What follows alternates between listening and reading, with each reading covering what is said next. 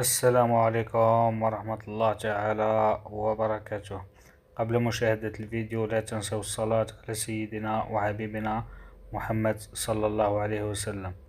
الشبيبة يدرى وش حواكم وش اخباركم؟ نتمنى دائما تكونوا بخير وبصحة جيدة وفي احسن الاحوال. فيديو جديد كالعادة نتمنى يعجبكم. البارح يا خاوتي عندي مدة ما شفتش تعليقات، قلت نتصفح نشوف التعليقات ونشوف واحد التعليق. والله يا خاوتي غير قلبي وجعني. واحدة قالت لي واش السماطة هادي ومدايرة في زوج فيديوهات في فيديو واحد وزيد تهضر بصوتك ومانيش عارف كيفاه.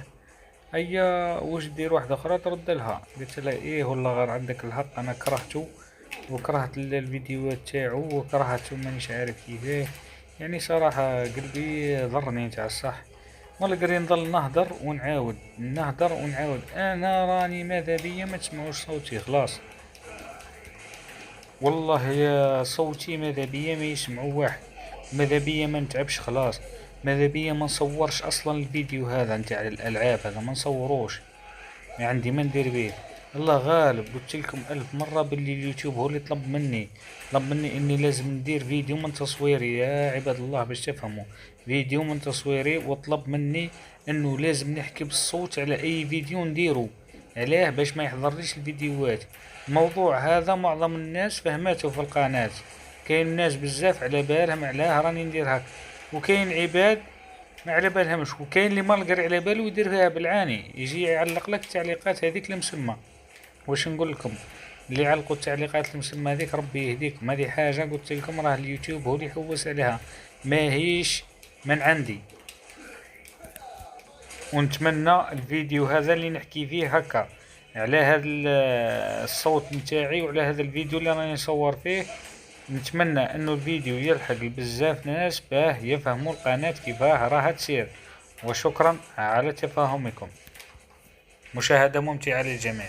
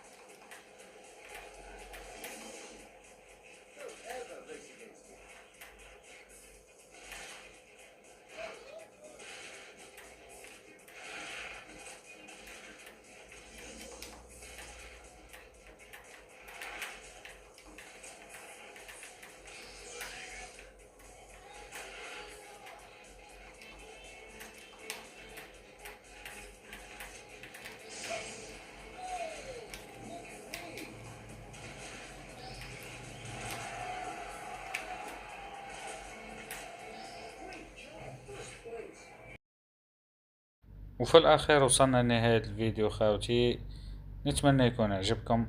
المهم ما تنسوناش بالدعم كالعادة، جيم تعليق بارطاج، المهم ادعم وصاي اللي تقدر عليها يعني، ما هيش اجباري. هيا نتعاودو في فيديو جديد.